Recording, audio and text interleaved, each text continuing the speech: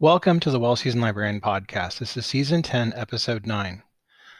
I love talking with my guests about food and cooking. Food is an important part of our culture. As countries or regions, traditional cuisine is passed down from one generation to the next. Often it also operates as an expression of cultural identity. As with America and other countries like it who have a diverse population, immigrants bring the food of their countries with them wherever they go, and cooking the traditional food of their countries is a way of preserving their culture when they move to new places.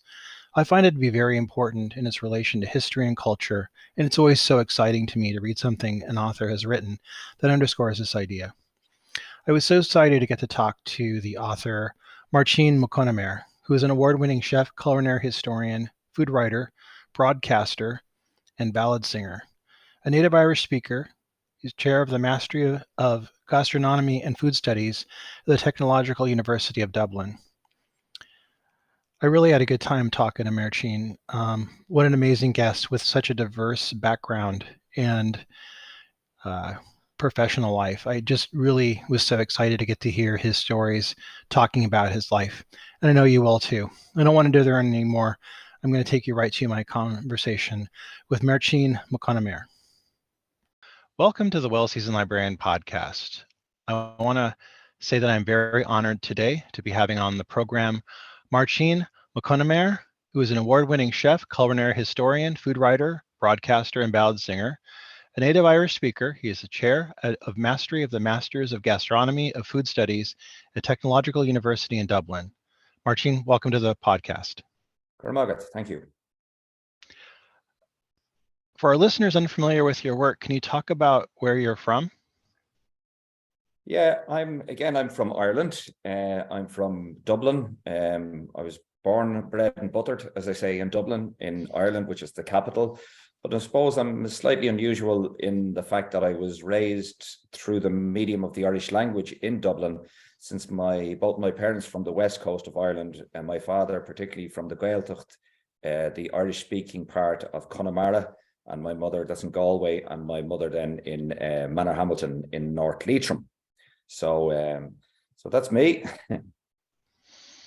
Your career has had many facets. When doing research, I was really blown away by the breadth of your career, from food academia, from folklore and broadcasting, and even singing. Can you talk about your passions that led you to these aspects of your career as you've gone through it? I suppose it all starts really with, the one thing that captures them all is food. And I suppose I grew up in a house that, understood good food, as my mother was a great cook, and there was a great understanding about, providing good food, freshly cooked food, freshly baked bread, scones, all that sort of stuff. So we learned how to cook early. I took a job at the age of 10 years of age in a local grocery store, just the weekend, like a weekend job. And that sort of influenced me a lot because they were quite progressive. They would have gone to the market every day and got fresh fruit and vegetables, but they actually got quite unusual vegetables that, stuff that wasn't sold in every store. And they were open-minded. Like I'm talking here about the 1979, 1980 in Ireland. Like things like spinach were quite quite fancy. Kiwi fruit, things like that. Even things like nectarines and stuff like that. Weren't your everyday. So they were quite progressive. I even remember them buying kumquats, which was very, very unusual. And that. But equally, it was one of those old shops. They hardly exist anymore in Ireland, because supermarkets really seemed to have taken over everything. But the old shops where they would have sold fish on a Friday, they would have cut their own, what we call rashers, what you call bacon. Yeah. So they had a machine, cutting that. All of this sort of stuff and everything. Then even the cooked meat, like the cooked ham or cooked, certain salamis or corned beef or things like that would have been sliced to order, on a machine in the shop, and everything would have been added up on the back of a brown paper bag. You know what I mean? So you learned mathematics as well quite quickly. But I suppose. So when I finished school at the age of 17, I had two choices. I had applied for two different courses.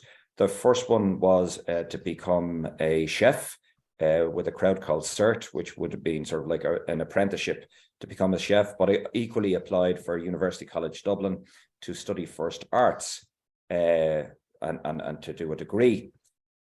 So anyway, my father was working in the university at the time. He had, one of the reasons he'd probably taken that full-time position when I was around 10 years old was because it would have been free education for the 6 children he had. And here was the first child, the eldest, not the first child, the third child, but the eldest son, sort of nearly turning his nose up at this opportunity. So he convinced me, he said, listen, try it for a year, see how you get on. And if you don't like it, no problem. You won't have a chip in your shoulder about not going to college or whatever. So I went for a year. I studied Irish, modern Irish. I studied history and I studied economics. And I just did the 1 year. I got my visa, student visa, to go over to the States, J1 visa.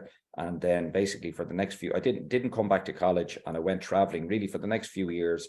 I sort of got the university of life, you could say. I started traveling around the world, working various places, and I started working a lot in restaurants as well. So you had an early career working in Dublin restaurants, as you just mentioned, and you specialize in haute cuisine. Can you talk about some of the restaurants you've worked with, and maybe some of the memories of this time period?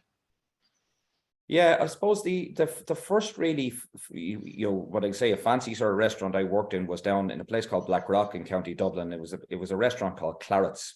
It had what would have been called a Michelin Red M as such. What has become now a Bib Gourmand. But at that time, we're talking here about sort of around 1990 or so, which is, I suppose, over 30 years ago now. But there was there wasn't an awful lot of fancy restaurants in Dublin, and Claret's belonged to sort of a young generation which were starting to make their mark. It was run by a fellow called Alan O'Reilly, and the other restaurant at the time that was doing similar things was a place called the Wine Pern, which was run by Kevin Thornton, who became the first Irish chef to be awarded 2 Michelin stars, maybe around 5 years later on, So I worked anyway. There was a number of other places. I worked there for a while. I also worked in a place called Polo One, and then I headed off to Australia. Well, I headed off on a trip around the world. Like, I spent a lot of time in Africa and through Asia, and arrived in Australia in time to get a position there in the 5-star hotel on the Park Lane Hotel on Elizabeth Street. And again, I would have explored a lot of there. There was a lot of sort of fusion food, a lot of this sort of Pan-Asian sort of Australian fusion food happening there at the time, which was exciting. But equally, like in Ireland, there was this sort of fusion thing going on between sort of Californian and Italian food, the sort of what they call Calatal. When I think about it, like one of the restaurants I worked in Dublin, like, they had really brought in this idea about Caesar salad, and that Caesar salad was this really cool. 30 years ago, this was this, what's so ubiquitous everywhere in every supermarket now was this sort of shishi thing that you got only in really good restaurants, And so things, things changed. I came back to Dublin after a year, traveling, and I opened up a restaurant there called La Mer Zoo. And then I took a job in the fine dining the Alexander restaurant, which was in the Conrad Hotel. And it was during this time then that I started to go back to college, sort of 1 day a week on my days off. I started to go back to college and explore, do advanced programs in sort of fish and sauce cookery and ethnic cookery and pastry and things like that. And it's during that sort of networking that I met some people, got my next sort of job sort of as a head chef with a big catering company, but equally then was offered because in those few years, every time I did an advanced course, I came out sort of best in class and won awards. So they asked me then would I do some part-time teaching, and so that's really what got me into the sort of the education role and the academia and that. You were the first Irish chef to earn a PhD for your oral history of Dublin restaurants, 1900 to 2000, titled The Emergence, Development, and Influence of French Haute Cuisine on Public Dining in Dublin Restaurants. This sounds very exciting. Can you tell us about this work that you wrote? Well, it all stems from my first, I suppose what I forgot to say there is actually when I did come back, I went traveling around the world for a few years. But when I came back at the age of around 21, I did study. I went back to college and I worked for 2 years. Like I did 2 years in college in the Dublin College of Catering, which was Cahill Brewer Street, DIT. And during that time, one of the lectures I had was that he must have been in his mid to late 70s, or maybe mid 70s, but he seemed quite old to me, you know what I mean? And but he had these great, he taught us butchery and larder. He was a larder chef, but he had worked in Dublin during the years of the Second World War. And Ireland was neutral during the Second World War. We'd only recently gained our independence from England in 1922. So suddenly come 1939, and not just that, but even after 1932, we actually only got some of our treaty ports back. Like these were some of our maritime ports back from England. I think it was around 1935 or something like that. So nearly 4 years later, when the war broke out, had we joined them, the fear was we'd never get these ports back again. And, you know, we'd only got our independence. We had to hold on to it. So we were neutral. And actually, it's known in Ireland that the years of the Second World War are known as the emergency because the Emergency Powers Act was in place. But anyway, this chef that I had while I was in college, PJ Dunn was his name, and he was a great character. But he had worked during the time of the Second World War, he had worked in what was one of the best restaurants in Ireland. And it was called Jamet's restaurant. It was a French restaurant. It had been open since 1900. And he had these wonderful stories about this restaurant and all the clientele who used to go in there and how creative he was and how he was able to sort of, you know, when there was a shortage of certain fish and stuff like that, how he was able to get maybe monkfish tails that would have been used just to bait lobster pots back then and cut them in a certain way so that they look like scallops, or another way that they look like maybe scampi, or another way like they look like maybe collops of lobster. And by putting, you know, proper different sauces with them, he was able to be creative, and we were very impressed with this. But when I went off then, when I had qualified and worked a few places and then went off to Australia and around the world, by the time I came back to college doing these advanced courses, I found out that PJ had died and that nobody had recorded his life story, or nobody had recorded all these stories. And I realized that there was a wealth of knowledge sort of lost because of that. And my father as well, like my father would have always carried a tape recorder around with him in the back of his car. Like he was a journalist, but he was also sort of a folklorist and worked in the university. And he was a great man for collecting sort of stories and particularly songs, traditional songs from the various Gaeltacht regions. So I understood the value of older people and listening to them and recording them and, you know, getting their stories and folklore and that. So I had just completed a degree at night time. It was sort of a BSc in education and technology. We had just set up an honours degree in culinary arts, and they wanted everyone to teaching on the degree to have a degree themselves. So they set up a degree for us at night time that we did by doing modules in Easter and Christmas and weekends and the whole lot. So we did a 5-year degree in 3 years in this way. But when I had that finished, there was the chance then to maybe do a master's in education. But I realized that somebody really needed to record some of these old chefs we work with. And really, that's what I set about to do. So it's set out to be sort of a master's in about sort of like an oral history about chefs. But then it sort of grew legs. And, you know, I finished up with a PhD, as you said, in 2009, which basically captured the life stories of leading chefs, restaurateurs, waiters, you know, discerning diners, from 1900 to 2000. You were able to present a 6-part series of cookery programs called Angal Sachistan for TG4, in which you traveled around Ireland helping people organize events. Can we talk about this series a little bit? Yeah, well, that's something that I suppose that was probably my first foray into television and into sort of broadcasting. And it was sort of at the time that I was studying my PhD, and it was an extra thing that in many ways I didn't really need, but sometimes you're young and you have energy. So I went with it and met some interesting people. The concept there really was there was this Irish language television set up, which is TG Cahir, TG4 or whatever, and they saw me, I suppose, as a sort of a young up and coming chef who was a fluent Irish speaker and who was able to, I suppose, who wasn't afraid of the camera.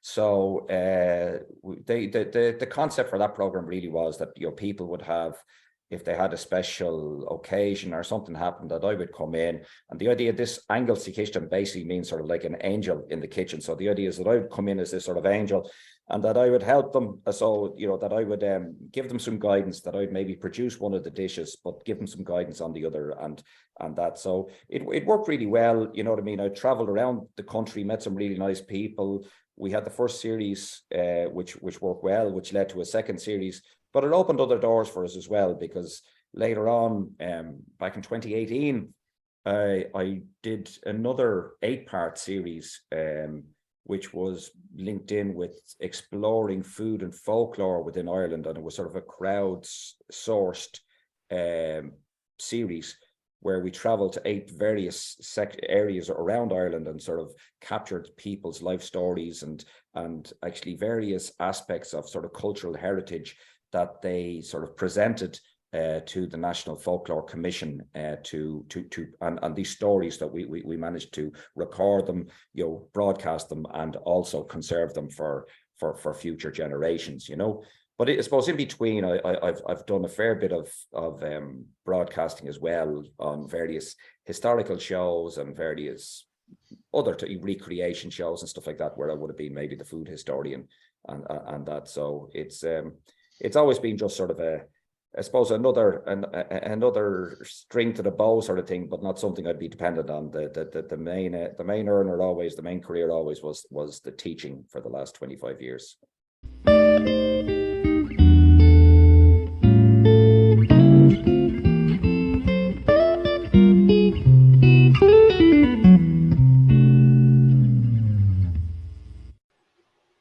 This episode is sponsored by Culinary Historians of Northern California, a Bay Area educational group dedicated to the study of food, drink, and culture in human history. To learn more about this organization and their work, please visit their website at www.chnorcal.org.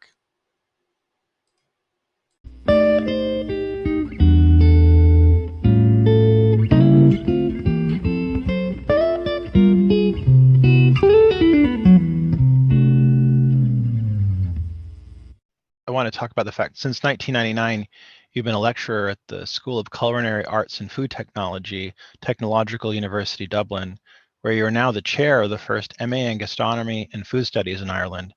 Can you tell us about this program and what this position is meant to you?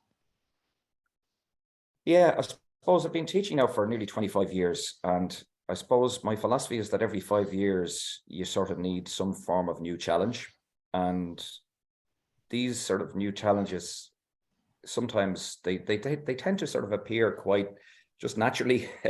I suppose I would have started teaching originally, and I was teaching maybe on certificate programs and day release programs. But then in 1999, there was this, we set up it was the first ever degree in culinary arts. It was a 4-year honours degree, which was this sort of new paradigm of education, which married the usual sort of vocational cookery education with a liberal arts education.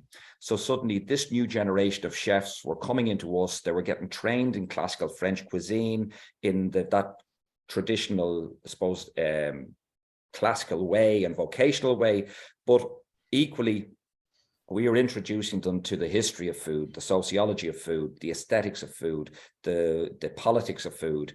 And also one of the things that was sort of underpinning this was the idea about critical reflection, becoming reflexive practitioners, keeping reflexive diaries, constantly questioning what was going on, how could it be done better? So it was a big change from what had been the classical vocational education, where the teacher would have been the master and the apprentice, they would have been, nearly like pouring information into empty heads. Like, this was very much where we inspired our students to critically evaluate whatever's going on, to question everything, including everything we said to them, you know what I mean?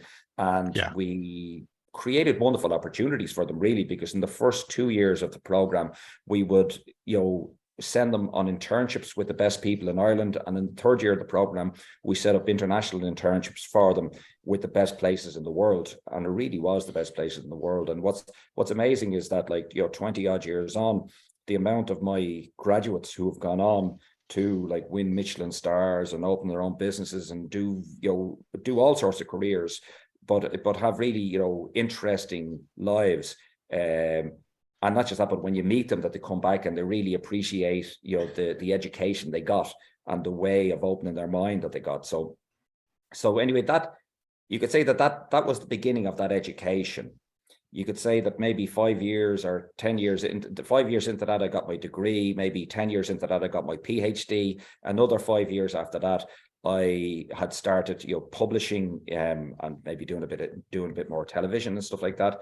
But around 8 years ago, we started to set up the master's program in gastronomy and food studies, because we realized that there was a gap there in the country. There's very few masters in the world. There was one that started maybe 20 years ago in Australia. There was another one sort of in London in the School of Oriental and African Studies, SOAS. And there was some starting in America. I suppose there was one in NYU. Marion Nessel had it, you know what I mean? And another one, I think, was Boston University. But we set this program up, and we're now in our 7th year of it. And the idea was really to create sort of, this postgraduate education in gastronomy and food studies that had 3 pillars. Number 1 was the pillar of history, number 2 was the pillar of sociology, and the third one's the pillar of practice. And I suppose what happened that it set up 7 years ago was that stars seemed to come in line, where a number of new people came in to the school with interesting qualifications and interesting sort of backgrounds. One of them was Anke Klitzing, a German lady who had done her master's in gastronomy down at the University of Gastronomic Sciences in Palenza in Italy. Another one was Diarmuid Murphy, an Irish Londoner, who had come back to Ireland and again had this great experience and worked in big hotels and had just done a master's. And another lad then, Diarmuid Cawley, and Diarmuid had trained, he'd come back as a mature student, he'd been a chef, come back as a mature student, had done an undergrad, but then went to London, did the master in SOAS, but his background and interest really was as a sommelier. So between us and a few others, we developed a really interesting program that's been going from strength to strength. You and your colleagues are building a research cluster on Ireland's culinary past and heritage. What have you discovered in your studies that excited you and has kind of been an epiphany for you? So much, really, is the answer. As you say, this cluster we've been building. For example, before the Masters in Gastronomy and Food Studies began, there was a previous Masters run in the college from 2007. And it was a Masters it was an MSc, it was a Master of Science in culinary innovation and new product development. Now, on that program, there was a module called Gastronomy. And some people who applied for that program, when they saw the gastronomy, that's what they went for. And they came in and I think they got a bit of a shock with the amount of science that was in the program as well. But anyway, they persisted. And one of them, Dorothy Cashman, she did her thesis with me. And her thesis was on cookbooks, the history of Irish cookbooks. And she went on then. Afterwards, she got the bug and she went on then to do a PhD with us. I think she finished around 2015. And she was the first PhD student I brought to completion.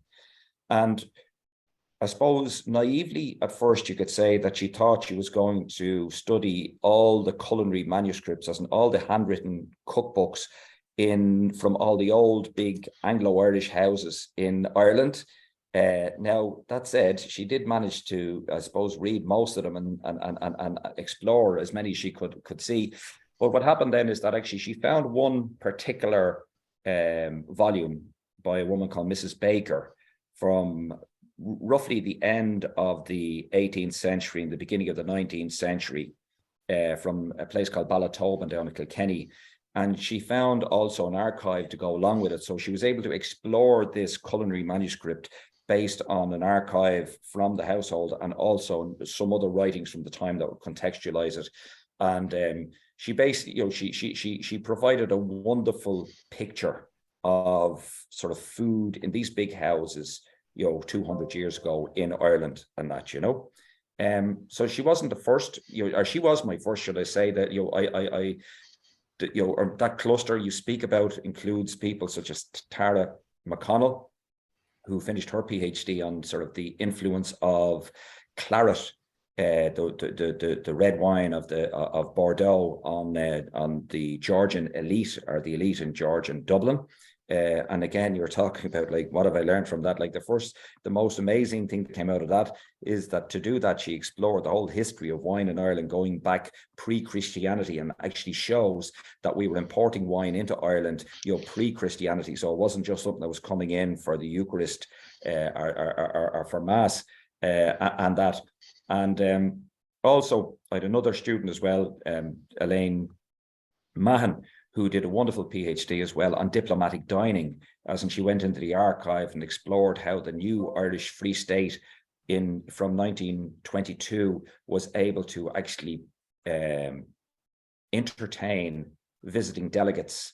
And basically, she started in 1922, she stopped in 1963 with the visit of John F. Kennedy, you know. So, and by that stage, all of the protocols had been put in place, and like that was a fantastic trip. I'm sure that was only months before he was assassinated, you know. So it was it really showed that the country had I suppose matured and had settled, that they were able to sort of treat, you know, someone of such high status, you know, really, really well, you know, and welcome them really well with all the protocols and everything in place. But bit by bit, like, as in, you know, at this stage now, I've had students study about gender in kitchens. I've other students look at the sort of history of whiskey, of other people looking at sort of chefs and education and all that sort of stuff. So there's wonderful work going on, and I suppose I'm blessed to be paid to learn, which is lovely, because as I guide these students through their research journey, I'm learning so much myself.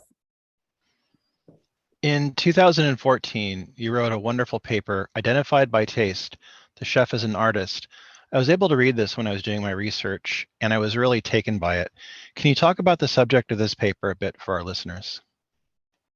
Yeah, a lot of that paper, it stems from stories I'd heard while I was doing my PhD. Again, my PhD was based around oral histories, and I would have spoken to a lot of chefs and waiters and restaurateurs, and got a lot of, you know, gathered their life stories. And some of them recordings would have gone on to 3 hours, you know, and then they would have been transcribed and analyzed and all that sort of stuff. Equally, I would have read a lot of I would have read a lot of literature and stuff around food.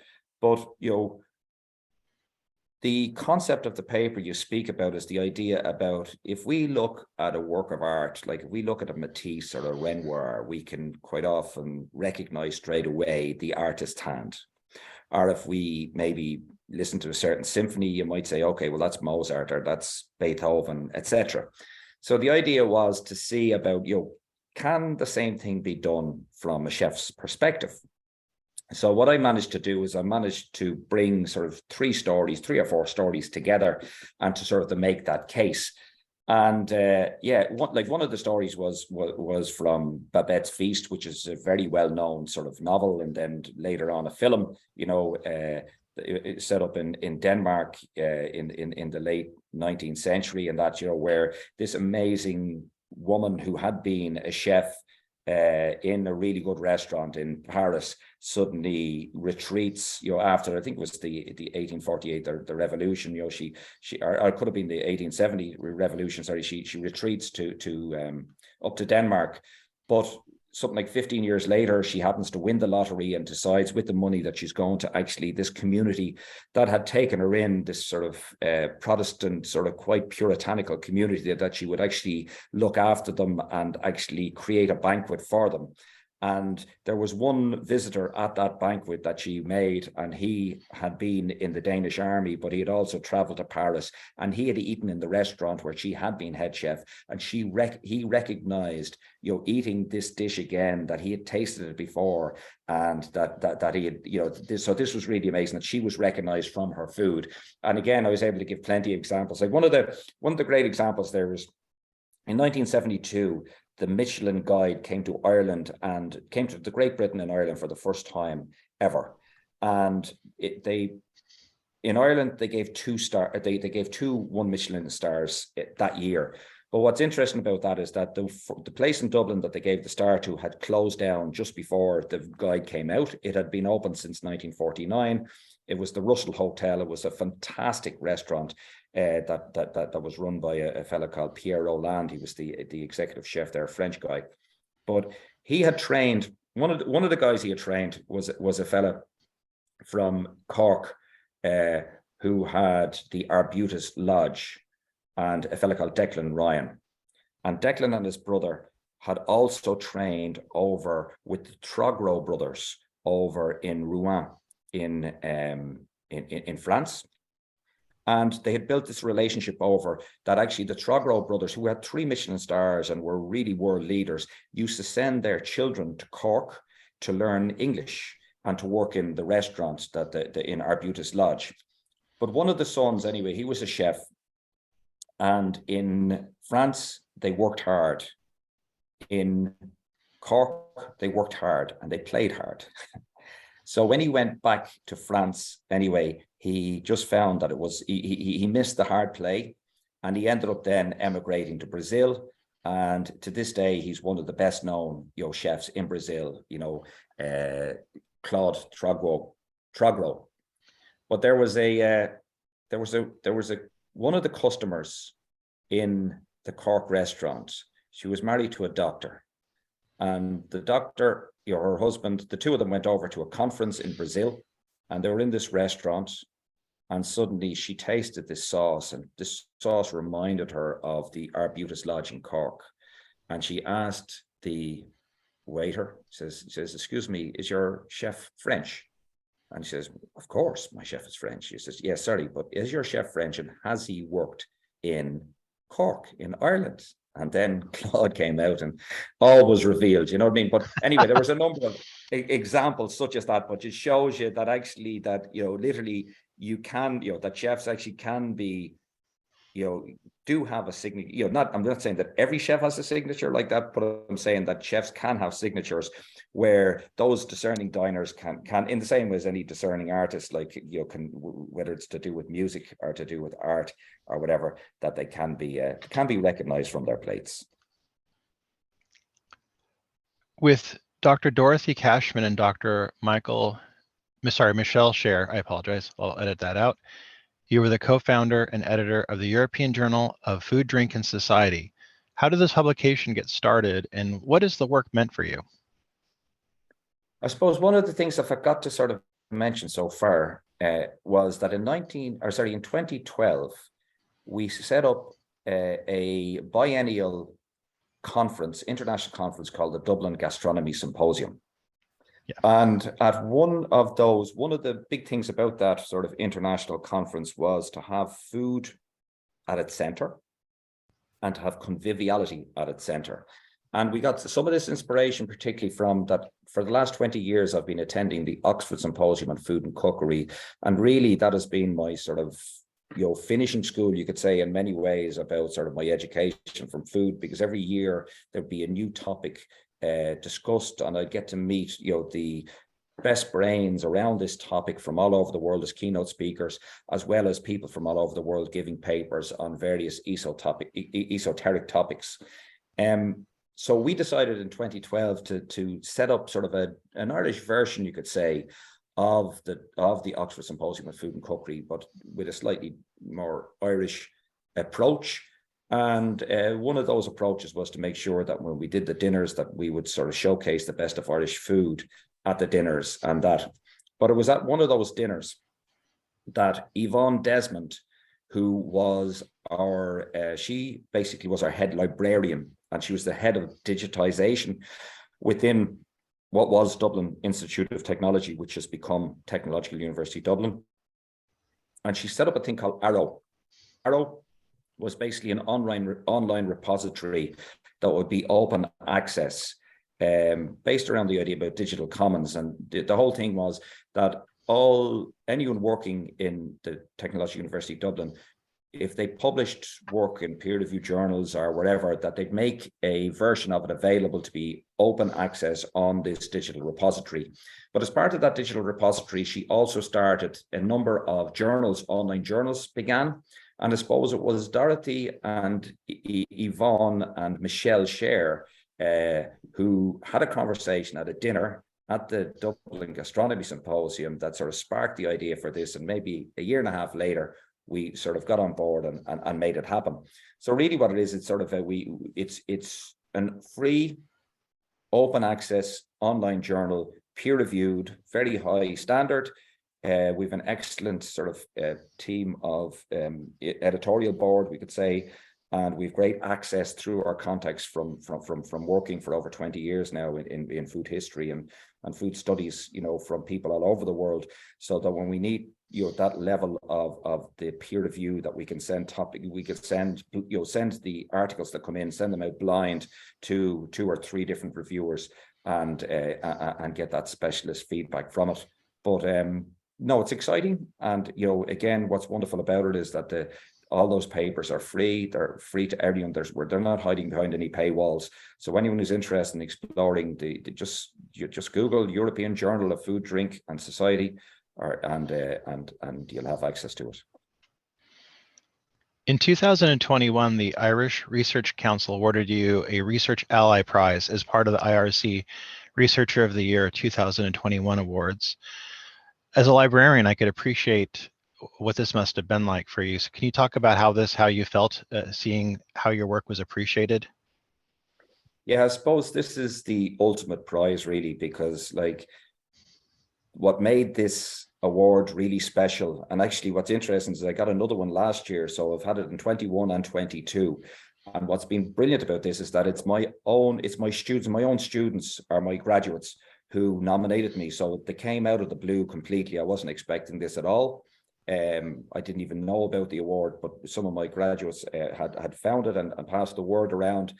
So really what, it means that I've been basically awarded for guiding PhD students through their journey and sort of on their research journey, and to have been awarded it twice in a row. And it'd be lovely now, I say a hat trick, as they say in soccer or whatever, when you get 3 goals in a row now.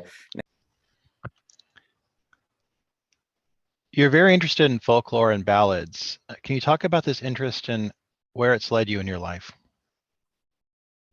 We'll start, I suppose, the folklore and the ballads come side by side, and they're both influenced, you could say, by my parents, my father particularly, but both parents. Especially I grew up in a house, where the Irish language was the lingua franca of the house. But my parents being from the west of Ireland, also my father particularly had a real interest in the Irish language, in all of Irish culture, from the folklore, from the songs, from the stories, poetry, all of that. But equally, my mother was equally as interested and as supportive.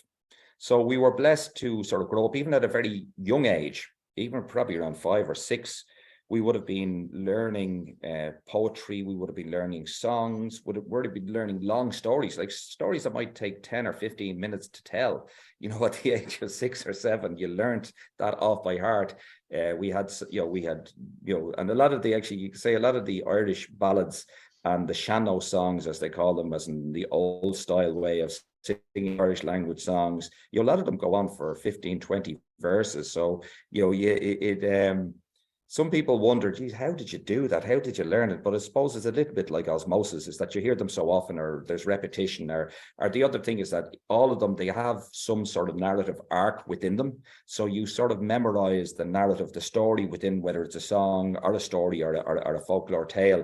And sort of once you start it, you tend to be able to finish it, because as you're telling it or as you're singing it, the story, you remember the story, and one line sort of follows into the next, But there's this real richness of, I suppose, we have mythology, like we have the what's known as the Ulster cycle and the Fenian cycle, of mythological tales within Ireland, and again, we were brought up with those, as children, and also in school, it would have formed part of the education, and whether you went to an Irish speaking school or not, there's still, every child in Ireland learned about sort of Irish mythology and stories such as Finn McCool and the Salmon of Knowledge and all of these sort of stuff.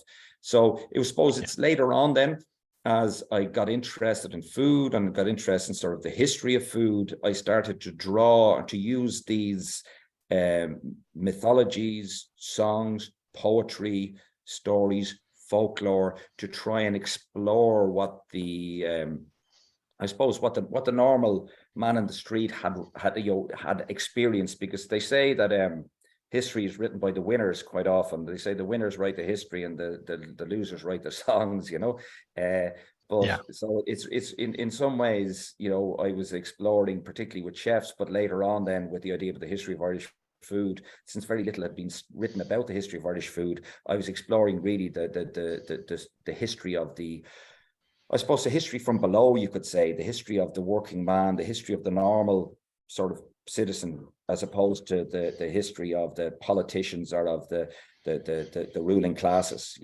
So it's and we're blessed as well, because in Ireland we have one of the largest collections of folklore in the world, and part of that is because in 1937, 38, 39, there was this idea that it was a deal done between the Irish Folklore Commission and the National Schools, or the Irish National Teachers Association and the Department of Education, that they would ask every primary school and every teacher to actually get their students to become folklore collectors, to go out into their parishes and to speak to their parents or their grandparents or their their older neighbors or whatever. And there was a whole list of sort of tales or topics that they should look at and explore. And they came back with those. They were all then written into these beautiful books. And all of those books then were sent back to the Folklore Commission. And one of the amazing things that happened only in the last 10 years or so is that with the whole idea about computers and digitization, that all of these what was known as the school's collection of folklore was digitized and was made available openly and for free, so that you could go in either school by school or county by county, or just put in a keyword search and stuff comes out, So what was interesting again then is that during I said that we set up the Masters in Gastronomy and Food Studies in 2017, but come the second or third cohort, because it was a 2-year program, and they found themselves then during COVID-19 trying to do theses when most of the normal libraries and archives were closed. And 2 of my students, I told them they'd known about this digitized schools collection, and 2 of them went online and actually explored. One of them had a look at actually food association with the 12 Days of Christmas, as it was sort of reported in this school's collection. And another student, Katrina Nick-Philippine, she had a look at actually food in the quarter days. So there's 4 quarter days in Ireland, sort of Imbolc, which is our St. Bridget's Day, Baltana, our May Day, Lunasa, which is there in the end of July, and then Samhain, which is sort of Halloween. And she was able to explore the food associated with these sort of 4 quarter days. And what's wonderful about Katrina is that Katrina, she did a wonderful thesis, and has published on it, but she managed to secure funding for a PhD, which she started only last September, where she's comparing this food within that sort of schools collection and a similar project that was done maybe 12 years later up in Northern Ireland, which was known as the school scheme. So it's really exciting now to see, we'll finally be able to sort of see about whether there's regional differences or tell the picture of the whole island of Ireland, not just the 26 counties and the 6 counties on their own. I've seen a resurgence of young people singing music in Gaelic, whereas 20, 30 years ago, I would only see a few selected records and stuff. And now I'm seeing a lot more on social media, on like YouTube and such. Is there a kind of a resurgence going on with music sung in Gaelic? Yeah, there's a huge resurgence going on at the moment, not just with music sung in Gaelic, but also with the Gaelic language itself. But I think it's interesting to see even that idea about the songs, like this songs, like I suppose where my father came from, there was always the tradition of that sort of unaccompanied singing, within house parties and sort of gatherings and all that sort of stuff. But the ballads and all that, the English ballads and even the Irish language ballads that became very popular around really the 1960s. There was an Irish, there was a fellow called Joseph O'Haney from Connemara, where my father's from, and he went to New York. Well, he was in London first. He was in Scotland and in London, and he would have, sang with sort of Pete Seeger, with Peggy Guggenheim and all of these guys, and then went over to New York, and he actually influenced. Like remember he played at that folk festival, where Bob Dylan suddenly went electric, you know what I mean? Clancy, he would have influenced the Clancy brothers and Tommy Makem, and again the Clancy brothers and Tommy Makem would have influenced Bob Dylan, and actually there was one of those Bob Dylan songs, what you call it, the Patriot Game. Sorry, it's not the Patriot Game. It's called Bob Dylan's song. Yeah. On Our Side is a basic absolute rip-off from the Patriot Game, which was written by Dominic Behan, which was what you call it, Brendan Behan's brother or whatever, But but the influence that Dylan had, the influence that the Clancy brothers had, the influence like that sort of ballad scene in the 60s, that suddenly made ballads of interest in the 70s and 80s, you know what I mean? But there's been a whole new generation now, it's come really fashionable again and again. The exploration of actually the songs, the old songs and the Irish language songs, has sort of been opened up to a whole new generation. And what's beautiful now is that there's a whole new generation which are growing up without the post-colonial shame of sort of my generation or the previous generation concerning the language and concerning the culture. For a long time, when we were growing up, there was more influence and more respect for anything that came from outside of Ireland than maybe stuff that was coming from Ireland. You know what I mean? Whereas now, we've come to, I suppose, a moment of maturity within the cycle of sort of having gone through post-colonization, that we really have a good understanding and respect for our native culture and tradition and language and songs and stories. And it's sort of a beautiful moment at the time because people are really appreciating that. Yeah, I saw some images from a festival called the Beltane Fire Society Festival that you guys have over there. And I really appreciated how powerful that must be and how wonderful it must be to kind of celebrate the heritage kind of in a very kind of, very open, very powerful way. Is that kind of like the zeitgeist of the moment? Yeah, very much so, very much so. And I think you're seeing this happening all over the world, because even from a food perspective, the zeitgeist used to be that it was all about French culinary, French classical food and this sort of stuff.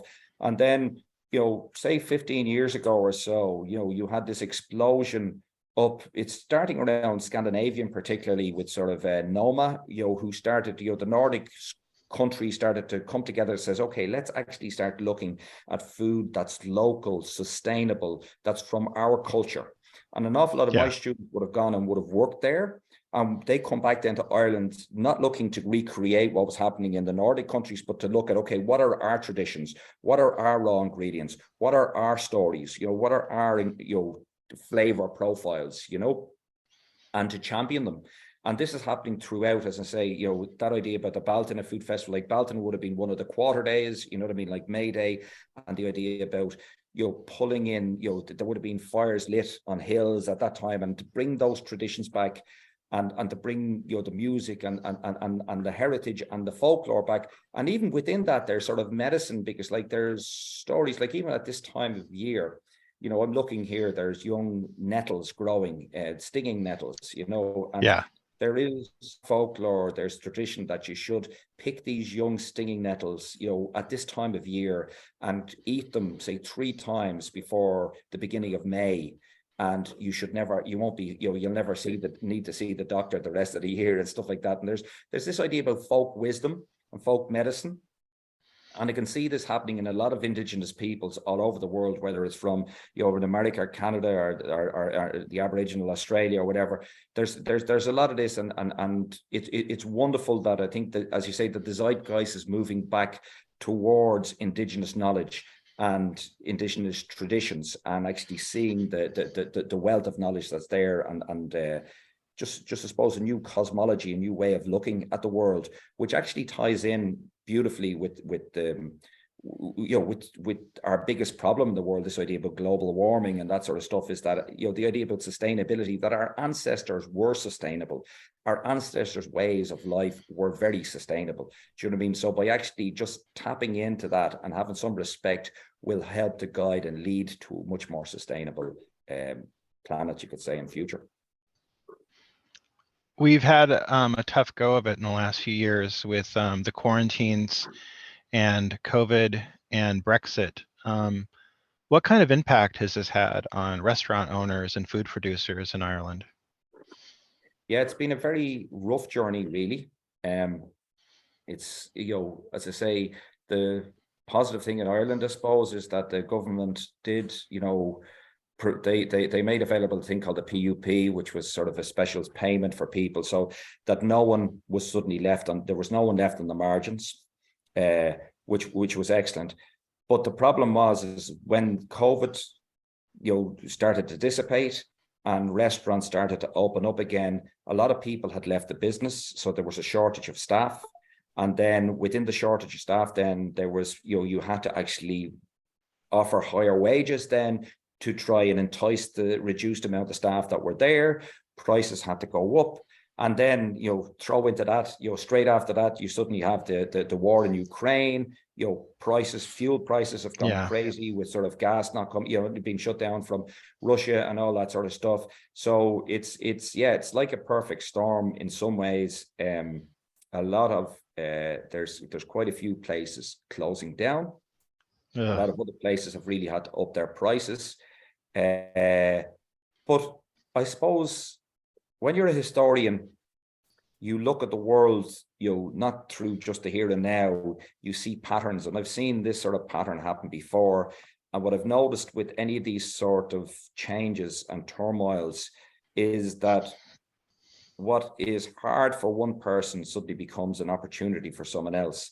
And what I can see now is I can see that places will shut down, but that place will probably be offered again to someone else, who may suddenly find, and maybe at a lower rent, because it might be empty for a little while before someone, and suddenly a landlord might offer it at a lower rent for a period of 2 years, which gives sort of another talented, young, up-and-coming person a chance to get their foot in the ladder with a place.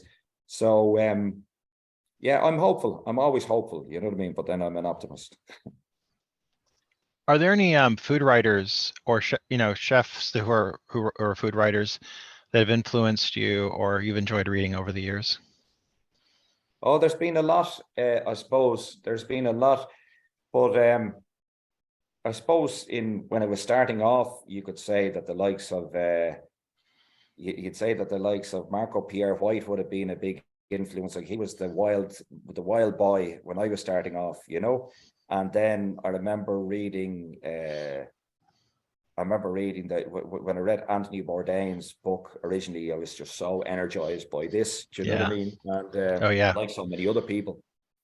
And I used to make sure that because I started teaching, and I used to make sure that all of my students would go out and get Kitchen Confidential, you know what I mean, to get an insight into the culinary underbelly as such, But then, later on, like you start looking at people like, Maura Laverty is this great sort of Irish cookbook writer, but she sort of is more of as much of a storyteller as a writer. It's nearly half autobiography, sort of half fiction, as well as actually sort of a recipe book, which is great.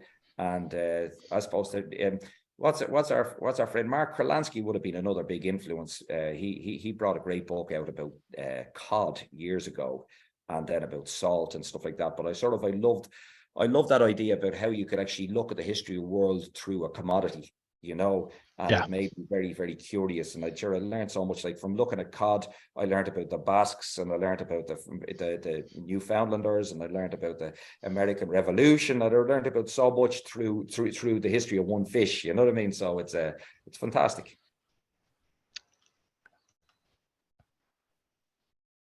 What are some thoughts that you want to share with people who are curious about Irish food? Well, I suppose the first thing I'd like to share is that we have had a really long tradition, of food. We've had people living in this country for over 6,000 years. And it has waxed and waned. But I fear that a lot of people, when they hear about Ireland and they hear about food, they automatically think about two things. They think about the famine and potatoes, and they think about maybe Guinness or whiskey. You know what I mean? Yeah. And what I'd like to explore, or people to explore, is that actually Ireland is much more sophisticated and much more diverse than potatoes and whiskey and beer. Now, don't get me wrong. I love potatoes. I love whiskey. I love beer. I love Guinness. I love all of that.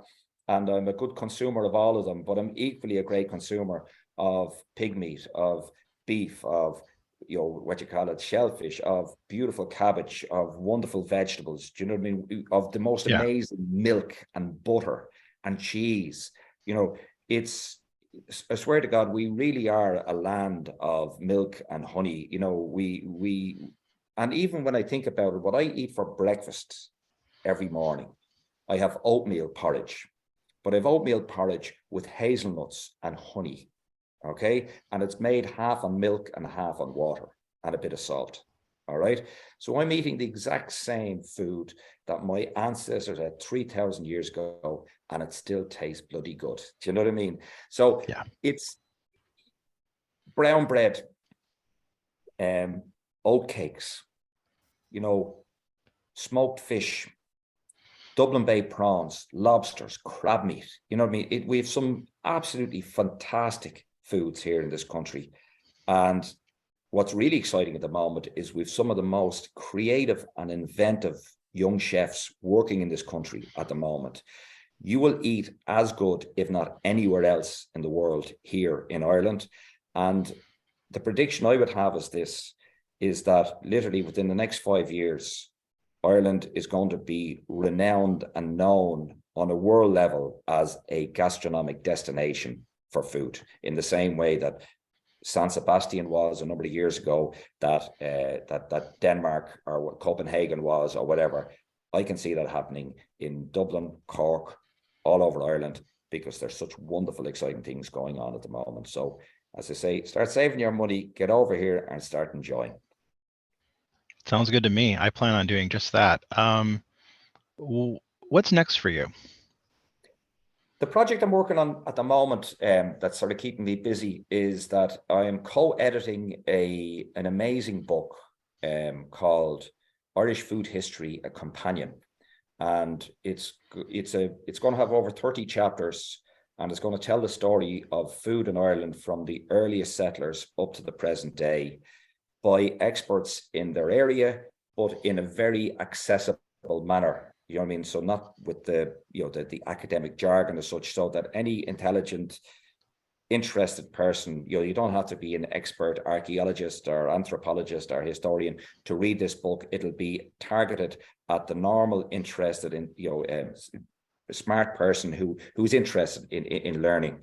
I'm doing this with Dorothy Cashman. The two of us are co-editing it at the moment. We have maybe around 15 of the chapters in at the moment, and the other 15 should be coming in within the next 6 weeks or so. So we'll have a busy summer now editing through it, and we hope to have it available by October or so, in time definitely for the Christmas market. Wow. And what's exciting with this as well is that it's going to be available for free, open access, through this new EUT Plus Press, which is this European Universities of Technologies open access university press, which is peer reviewed and that sort of stuff, but making everything available. But we also plan on having a beautifully produced hard copy book available as well, so you will be able to buy it in the shops as well. But it'll be available for free online, but also you can be able to buy a hard copy of it. Because some of us still love beautiful books. I love that, because I both love open access. I'm a big fan of open access, but I'm very old school. I love to have my physical books as well. So thank you for that. Good. Well, Máirtín, I want to thank you for being on the podcast. I really enjoyed getting a chance to talk to you, and I feel very honored to have you. Thank you for being here today. That was my conversation with Mairtin Mac Con Iomaire. I hope you liked my conversation, and be back next week when I talk to Nicole Beer, who's going to be talking about the lentil pop-up. Join me then, and I hope you have a really great week, maybe getting a chance to cook some of the dishes that my guests have published in their cookbooks or talked about on their cooking shows. Until next week, keep on cooking.